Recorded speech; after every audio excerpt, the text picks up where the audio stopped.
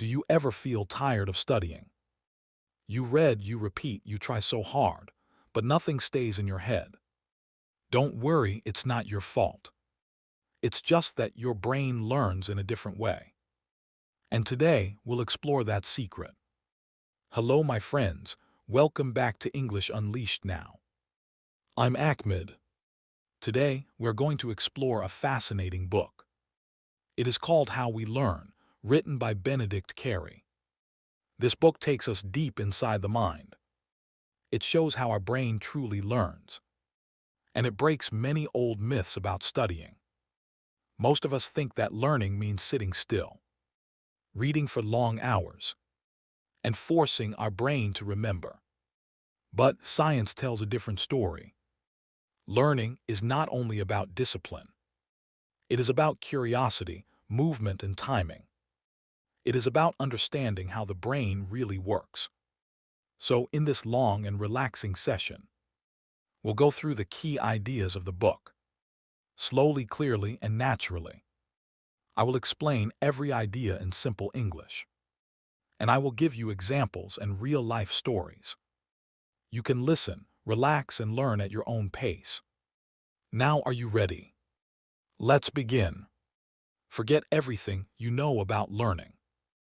That's what the author says in the beginning. It sounds strange, doesn't it? Most students believe the best way to learn is to sit in one place, read the same notes again and again, and focus as hard as possible. But the brain doesn't work like a machine. It's alive. It grows. It changes every moment. It learns through experiences. It learns from mistakes. It learns by exploring and trying again. Think about how babies learn. They don't study books. They play, touch, move, listen, and watch others. That natural curiosity helps them grow fast. And here's the secret. This same natural learning still works for adults. The author explains that the place where you study matters too. If you always study in the same room, your brain connects that information with that one place. But if you change your location, your brain builds more connections. So next time you study English, try something new. Study in your room one day. The next day, go to the kitchen. Then maybe to a park or a quiet corner. Your brain will remember better, because the memory is linked to more places. Learning is not only about sitting longer. It's about creating the right conditions for your brain. Use curiosity. Try new things. Change your environment. Make learning active and alive. Now let's talk about something we all hate, forgetting. We often feel bad when we forget things. We think forgetting means failure. But the truth is different. Forgetting is not a problem. It's part of the learning process. Our memory works like a muscle. When we forget and then try to remember again, we make that memory stronger. Scientists call this the forgetting effect. That's why spaced repetition works so well. It means reviewing information again and again, but with gaps in between. For example, if you learn 10 new English words today, review them tomorrow, then again after 3 days, then again after a week. Each time you try to remember, the memory becomes stronger. But if you repeat those 10 words 10 times in 1 hour and never see them again, you'll forget them fast. Forgetting helps your brain focus on what truly matters. It clears the noise. It removes unimportant details. It's like cleaning your room.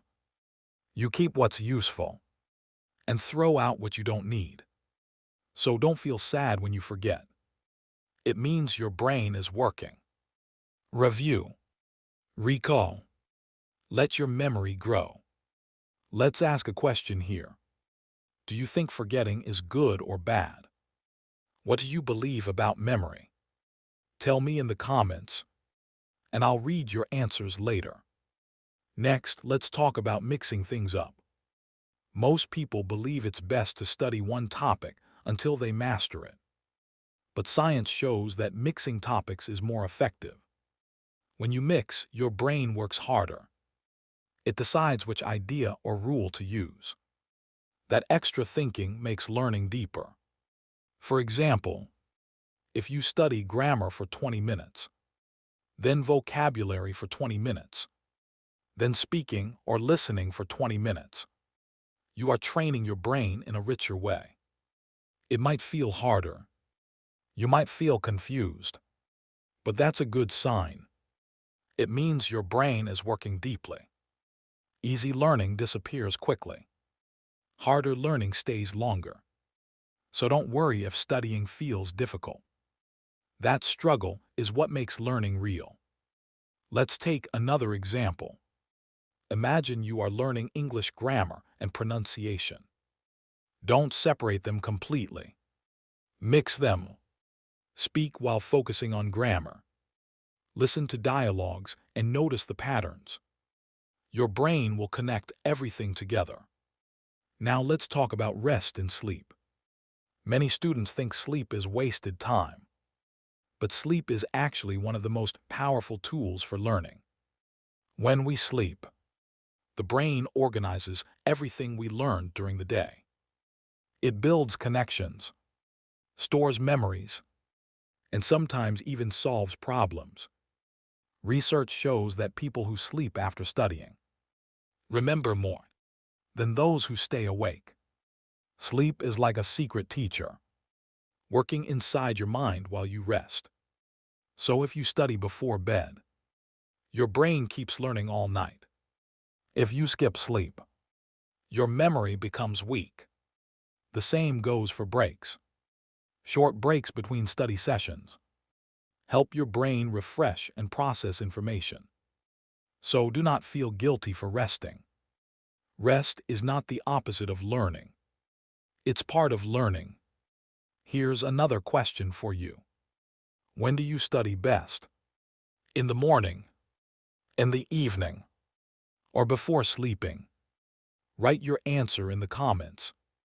Let's see how your mind works best. Next, let's talk about something interesting: testing. We often think tests are scary or stressful. But testing is one of the best ways to learn. When you try to remember something, even if you make mistakes, you make the memory stronger. This is called retrieval practice. So don't just reread your notes. Test yourself. Use flashcards. Ask questions. Write from memory. When you test yourself, you discover what you truly remember and what you need to review again. It's active learning. Each small quiz or self-test tells your brain, hey, this is important, and your memory becomes stronger. Let's move on to something that sounds surprising: distraction. We are told to focus and avoid distractions. But sometimes, small distractions can actually help. When you take a short break, your mind continues working in the background. It connects ideas quietly. It keeps searching for answers. For example, if you're writing and feel stuck, go for a walk. Listen to some music. Relax for a few minutes. When you return, your mind will often find a solution. Of course, long distractions are not helpful, but small ones can be powerful. Balance is the key. Now, what about learning without thinking? It sounds strange, doesn't it? But we do it all the time. We learn patterns, habits, and languages without direct study. Children learn their first language like this. They don't study grammar. They listen and copy. Adults can do the same. When you watch movies, listen to podcasts, or talk to people in English, your brain is learning, even when you're not fully paying attention. So surround yourself with English. Keep it around you every day. Your brain will absorb it naturally. And now let's talk about mistakes. Most people fear making mistakes, but mistakes are actually teachers. When we make a mistake and correct it, we remember the right answer longer. The brain pays attention to errors. It wants to fix them.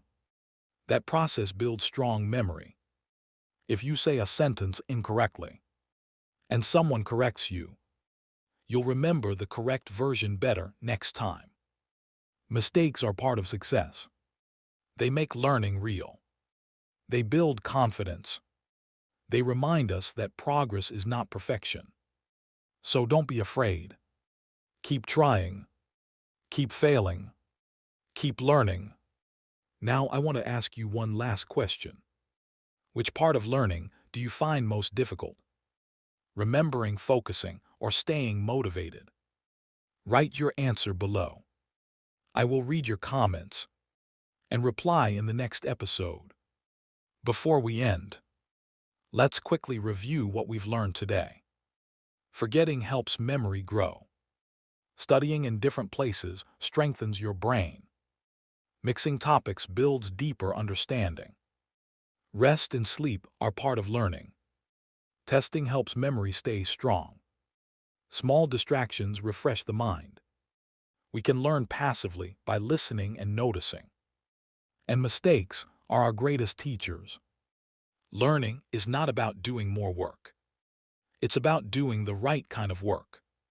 It's about understanding how your brain learns best and working with it, not against it. So keep exploring, keep practicing, and keep believing in yourself. If you enjoyed this lesson, don't forget to like the video, share it with your friends, and subscribe to English Unleashed now for more inspiring English learning stories. Thank you so much for listening. I'm Ahmed, and until next time, keep learning, keep growing, and keep shining. Goodbye for now.